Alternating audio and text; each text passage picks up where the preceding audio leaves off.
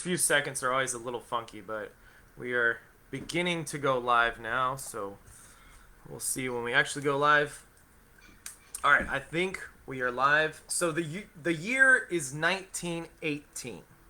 You're a French soldier looking across what was known then as the Western Front.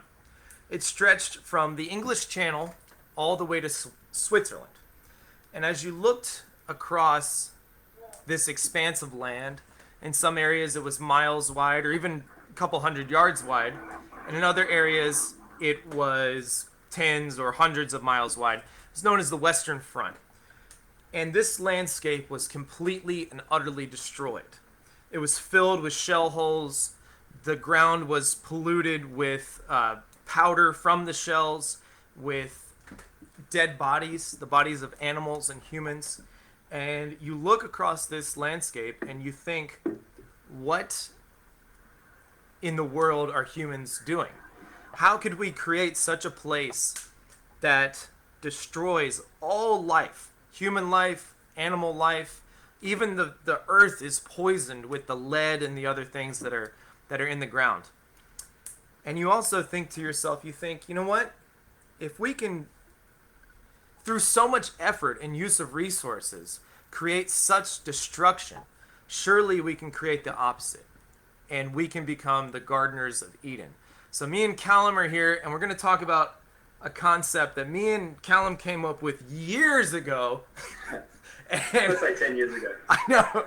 And we're just now getting to the point where we're making a little more concrete, at least by making sort of a podcast talk about it. But yeah, Callum, if you want to introduce yourself just briefly and maybe some of the ideas you have about this, that'd be great. Yeah. I'm Callum. I'm Australian, and I met Scott over in Peru, where we met at the city of Cusco in the Andes, and we over the years, multiple years, multiple revisits, we trekked. We worked in the Amazon, we worked in the Andes, working with a lot of indigenous people, volunteering our time to learn more about the amazing diversity of cultures down there. And Scott's turned into a company now, EthnoCO, which is an incredible outfit for anyone who's looking to go down that way.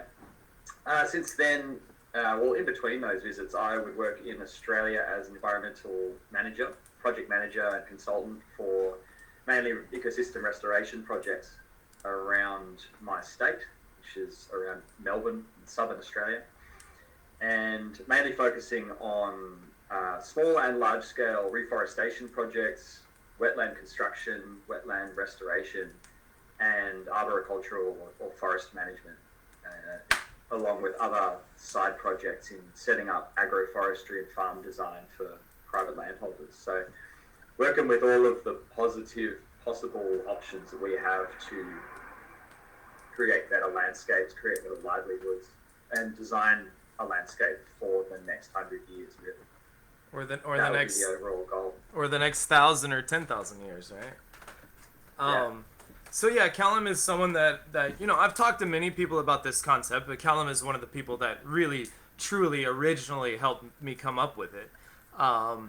And we would sit around usually in Cusco, Peru, or sometimes in the Amazon rainforest of Peru, and we'd chew coca leaves and smoke cigarettes. Callum doesn't smoke, but I would smoke cigarettes and just talk for hours and hours and hours about this concept, about humans.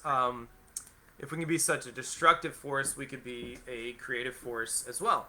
But Callum is one of the few people I know that seems to really live he lives the concept, and he is dedicated to creating a better world, a more biodiverse world. And he does these things like his tree planting projects in Australia, wetland restoration, which we'll talk about in a little bit. But I guess I had an idea, and it was that I was thinking about how beavers alter their environment. And beavers actually, they're a species that changes their environment in quite a profound way. I mean, they dam up rivers and they fill it up with water. So it's not something very, very subtle. And in many cases, those beavers create a better ecosystem for themselves and for other species that live in the area. And I was thinking, humans can do the same thing. So we are changing our ecosystem. Usually now it's for the negative, but it doesn't have to be. And that humans could, like the beaver, alter their environment in a more positive way, change their environment, and sort of become the other name we had was stewards of the forest, which I'm certainly not the first one to use that. I'm probably not the first one to use gardeners of Eden, but that we can, long story short, we can alter our ecosystem to not only benefit ourselves, but to benefit other species as well. So, yeah, I don't know, Callum, if you have something to add to that. Yeah, they're known beaver among a number of species worldwide. They're called ecosystem engineers, and to a degree, every species on the planet is an ecosystem engineer. So it might be about getting away from these ideas of something's good or bad, destructive or creative or whatever. Every species has the potential to do all of that, and we need all of that as well as a natural cycle of disturbance and regeneration and all of that. So beavers just you can see beavers as completely selfish as well. They're creating their own habitat, enhancing their own habitat for their own protection, but accidentally as a byproduct, they create a wetland system that might not have been there at all. In the middle of a stream, stream could be very ephemeral, dry up every summer. The species have to leave, but the beaver creates a system there where it benefits itself, but it benefits a huge diversity of species that also align with the beaver's created habitat. And that can be drawn across to ideally where humanity could be going, where we do have the power, we have amazing potential for creation, engineering, change, adaptation, where we put more effort into creating systems that benefit ourselves, benefit livelihoods, human health, human happiness and well-being, but also have either a secondary or even a primary benefit for the highest diversity possible of species that we live amongst. Whether that's completely selfish for us, whether we need biodiversity for ourselves, or just for the ethical decision that it's the right thing to do. That is the direction that we can go in. And I mean, a lot of my work is I guess, providing large-scale beaver services, Yeah, which is there you go. creating huge hectareage of wetlands that weren't there previously. May not have been there for 200 years. Maybe they've never been there as well. But we're creating systems that can now become oases in urban environments. And Callum, so tell me, really quickly, why are wetlands so important in Australia, and why is there a vested interest among the government and I think even private organizations into creating and maintaining these wetlands? That, if I understand correctly, they were often there in the past, or is that not always the case? Yes. Are you making new wetlands sometimes, or mostly? Yep. Yeah. So I'm in southern Australia, so it's a Mediterranean climate. So typically it's a wet, cool winter and hot, dry summer. So looking at the landscape and what we know from the landscape and what it might have looked like before large-scale urbanization or manipulation happened, is it was a land of chains of ponds and a flooding, drying cycle. And we got really busy and really good at draining those areas to put in farmland or towns or the multitude of other things that we've done to this landscape. So a lot of areas would have been huge areas of wetlands, or at least a matrix or a complex web of hydrology. So waterways, ponds, ephemeral areas that dry up and flood.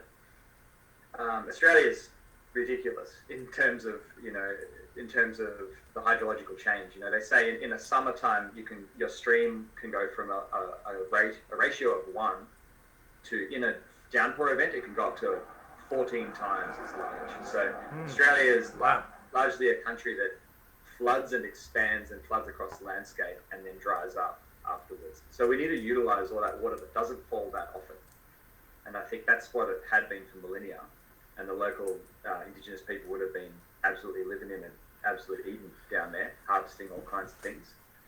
So now, after that, moving through history, we've changed the landscape, farmed it particularly, and urbanized it.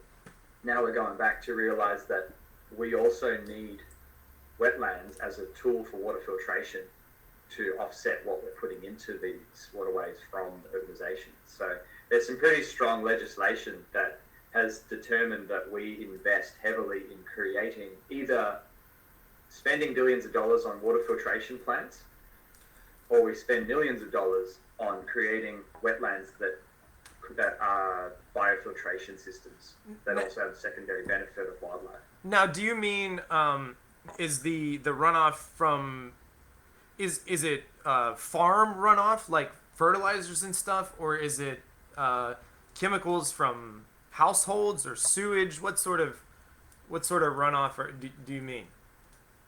Yep, it's typically where a lot of the investment lies would be in urban or peri-urban in environments. So a lot of hard surface runoff, a lot of concrete, a lot of roof. Okay. A lot of different chemicals going into those wetlands. Yes. Just based on the crazy chemical complexity of what city life has produced. Sure. But also farming land too. There's a lot of nitrogenous fertilizers. So all of the fertilizers turn the grasses real bright green and feed cows, keep them healthy. Yeah. A lot of that does at times, and manure obviously, run off into waterways. So you're getting a combination of like strange chemicals that could be, fuels, oils, but also things that run off roofs or plastics. They're the complex chemicals, but there's also fertilizers that run in as well. And the amazing thing about what we've discovered about a lot of native Australian aquatic species in particular is a lot of them have a really high tolerance to bioaccumulate and bioprocess a lot of these contaminants that flow into wetlands. Mm-hmm. And we're finally learning that wetlands have always been the kidneys or the liver of the earth, the filtration units that process what is coming into them and then clean it up, utilize it for nutrients, and then send water out the other end cleaner than what it came in. So we're finding these plants are breaking down things like hydrocarbons, like petrol, diesel. They are breaking them down. They're breaking it down with the combination of plants and the microorganisms that live on the plants. Yep. They're actually, with their amazing biological engineering capacity, they're breaking down these molecules, turning them into food, basically. And what they can't break down, they're actually bioaccumulating into the plants. So heavy metals and things are being sucked up into the plants and held there. That's amazing. So in one sense, I suppose not in the sense of heavy metals and stuff like that, but in the sense of nitrogen fertilizer and stuff like that, the plants are benefiting from some of these fertilizers and stuff. The wetland plants, let's be clear, instead of them just being washed into the ocean. And obviously the humans are benefiting from those pollutants being distributed downriver or into the oceans. That's something I wanted to touch on is, so you said that in ancient Australia there was much more of these wetlands that regulated the flow of rivers, pollutants, stuff like that. That reminds me of, in North America, the grasslands that the Native Americans, we think about the buffalo on the grasslands in North America, the Native Americans hunting buffalo, antelope, these sort of grassland species. We think of those as natural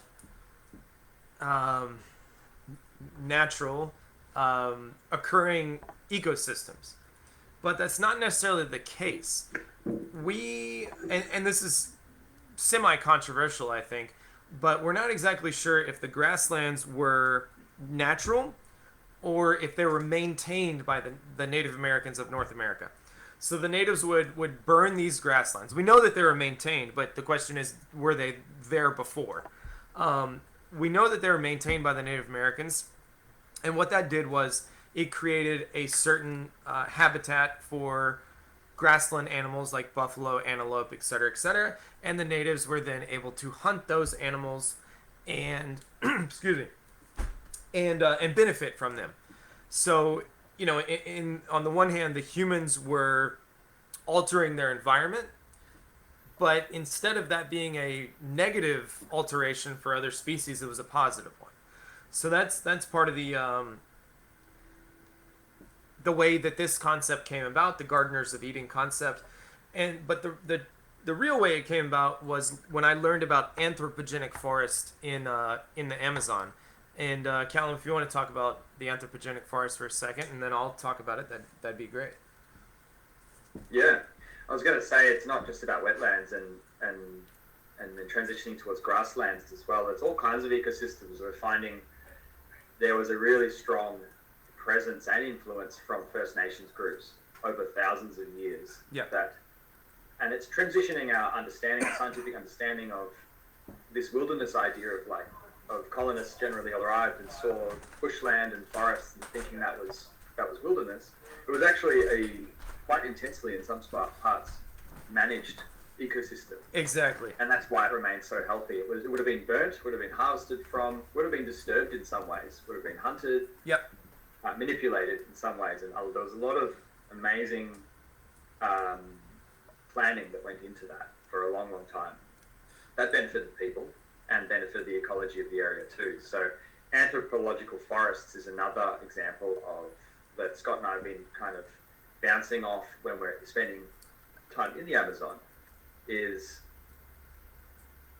Amazon has has thousands of years of history, but 500 years of history of sort of pretty bad pandemics that went through and reset a lot of these areas, wiped out a lot of native people, and changed the way the forest was managed.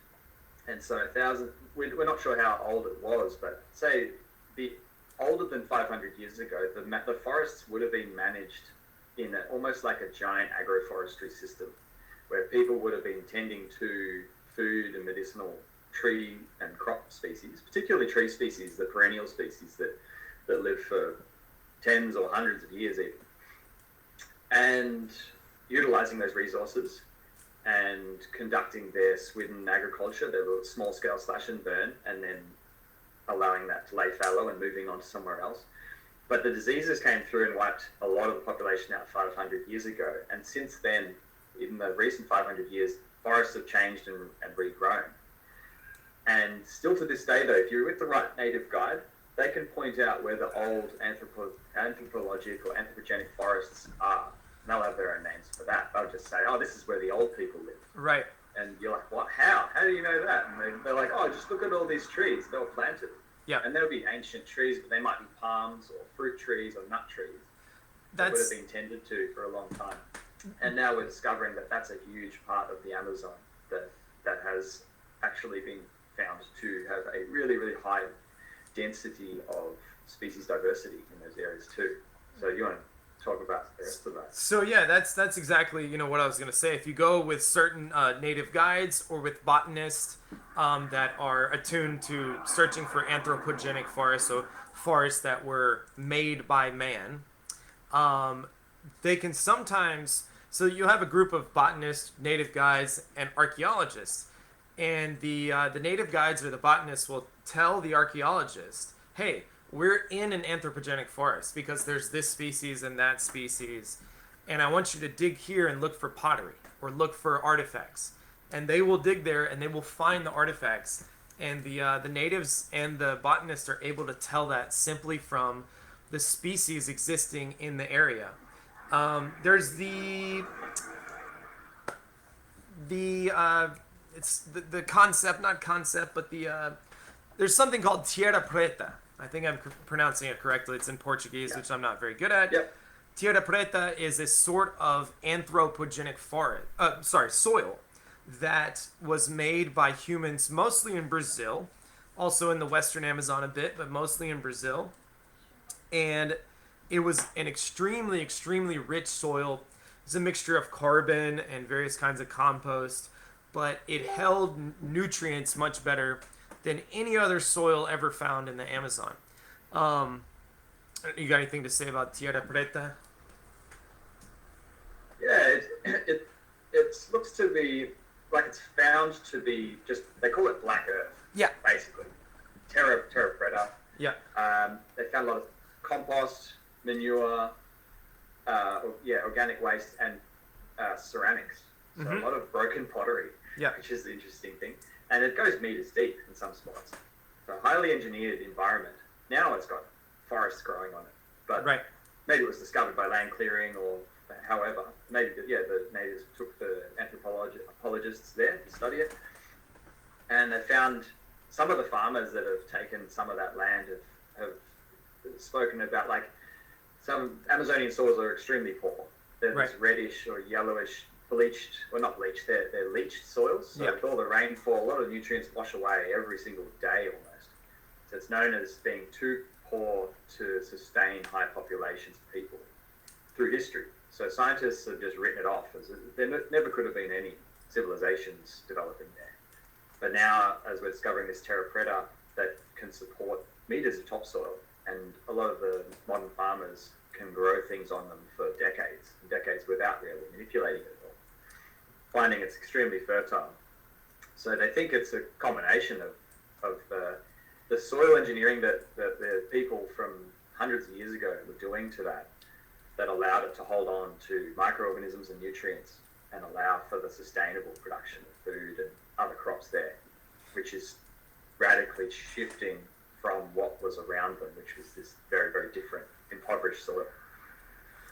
Yeah, so I suppose the thing that I find the most interesting about the anthropogenic forest is that they are more biodiverse than virgin, pristine, untouched rainforest.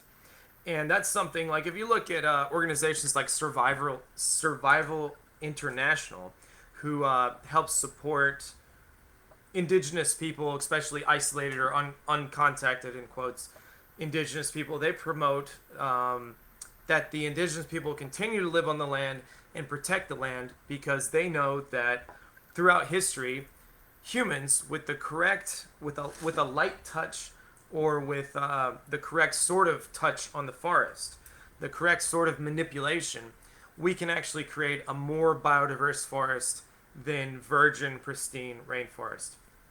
So that's very important. So that gives us the idea that we people don't have to be a destructive force when it comes to other species on this planet. We can be a protective force, and we can create a better world for ourselves and all species, so that we can be the gardeners of Eden. But I guess the reason why me and Callum are talking about this particular concept, and sort of trying to inspire people to accept that we can improve the planet, we can improve lives for ourselves and for other species, because there's a lot of people out there that have already sort of figured out the nuts and bolts of climate change and of how to fix the planet. Callum, you had mentioned, I can pull up the message, you had mentioned, I think, maybe an author in 3 different books of sort of how to help regenerate the planet. Do you remember what those were? Or I can pull them up. Yeah, Paul Hawkins is an amazing American author who founded the Drawdown Project, and he's an editor. So he's an author and editor, but he's brought in dozens of other authors to co-write these books, and they're basically guides. First book's called Drawdown, and the sequel, I guess, is called Regeneration. So Drawdown is the most comprehensive guide ever proposed to reverse climate change. And it breaks down every single thing that we can do and the amount of CO2 it can sequester and the cost benefit analysis of that. And it came up with some very, very interesting findings. I think there's about 60 different options there. Everything from solar panels and photovoltaics to empowering women, to educate women through school, and everything strange in between, like proper recycling of refrigerators. Right. And that outlined our whole plan, quantitatively analyzed as to where should we put our money, what kind of return on investment, so to speak, can we get from that. It's all laid out. Yeah. It's all peer reviewed. Regeneration, the sequel to that, which was basically how do we do this all in one generation? If we Mm. have effectively one generation to make huge changes and achieve our huge goals, which we are totally possible, what do we have to do that? So he's basically fast tracking his first book into how do we put all of that into this very generation here, not next generation, not one after, it has to be right now. Yep. That's a great read, and bringing this all in together and building on these personal, cultural, philosophical changes of mindsets that we need to have if we really want to call ourselves like global villages. You know, people, this is our real home and our only home, and how do we change our mindsets as to how do we steward this planet? Mm. So I think originally mine and Callum's idea was that we were going to write a book that would be, this thick, and it was going to have a step-by-step process, or it was going to explore every facet of how to fix this planet.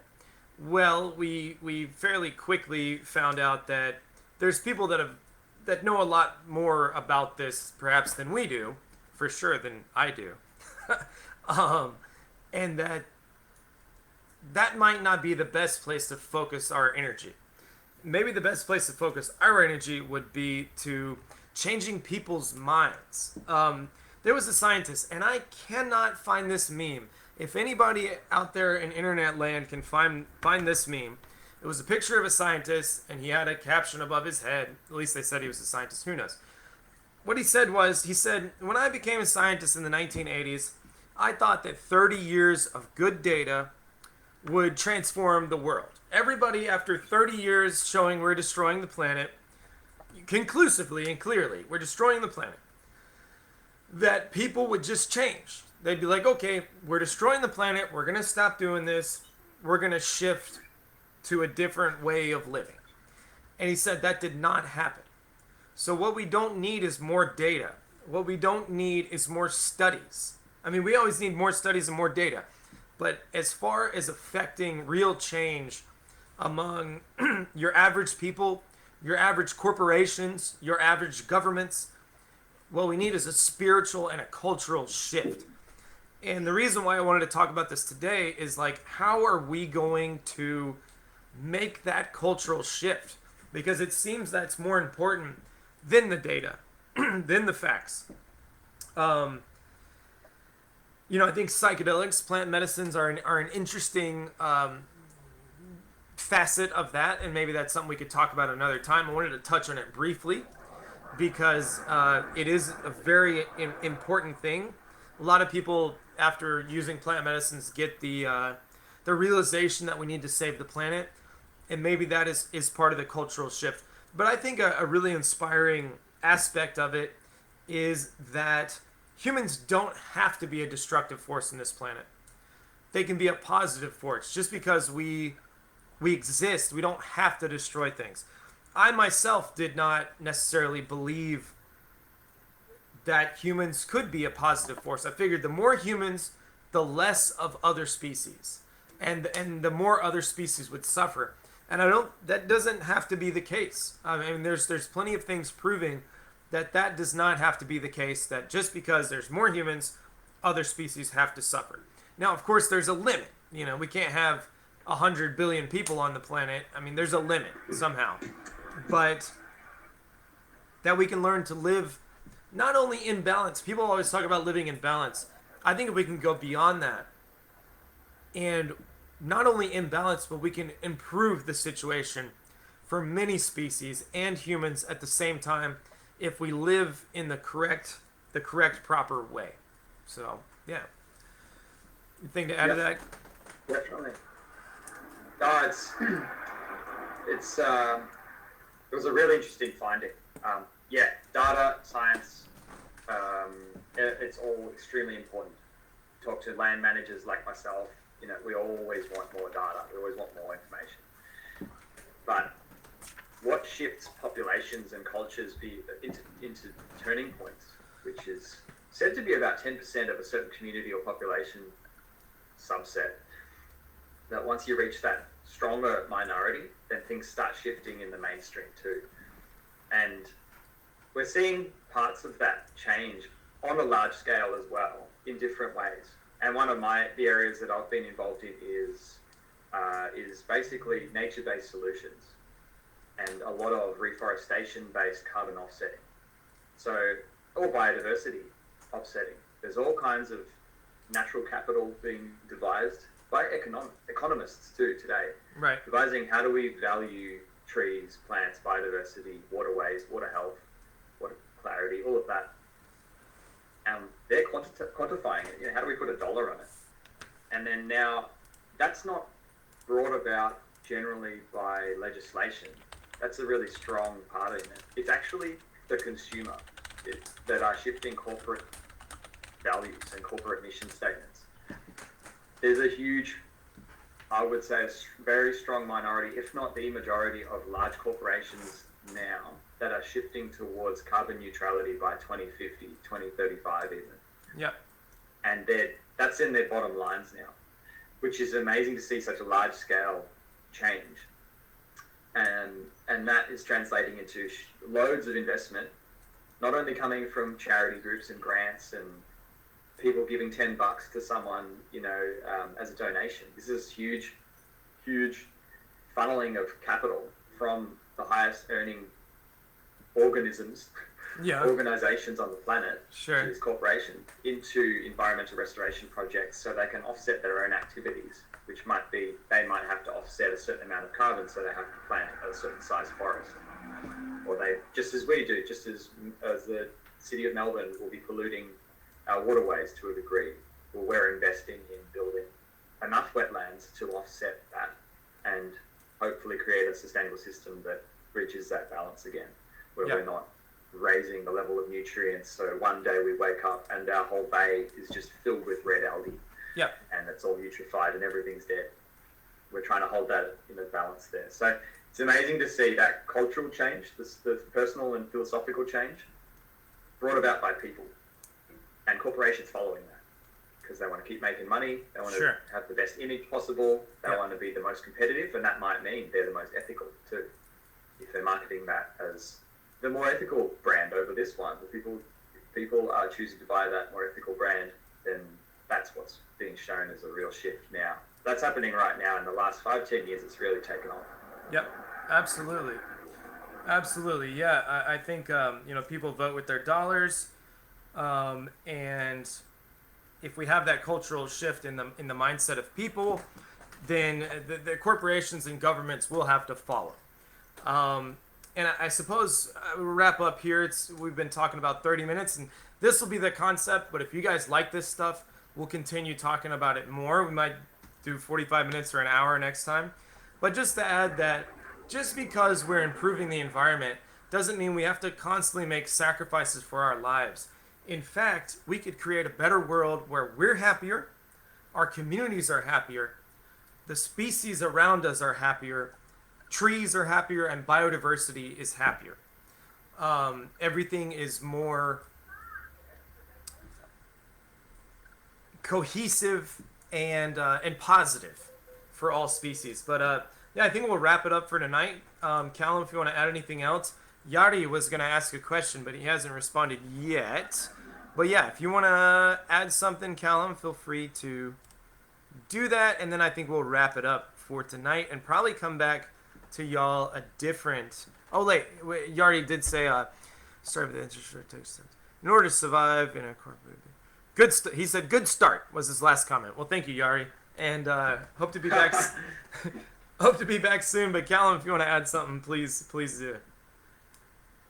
Yeah, well, it's more than just us two talking on this platform. This is a platform for collaboration and a joint discussion. So it'd be great to hear all kinds of opinions, insights, or people that want to be involved, for sure. Just reach out.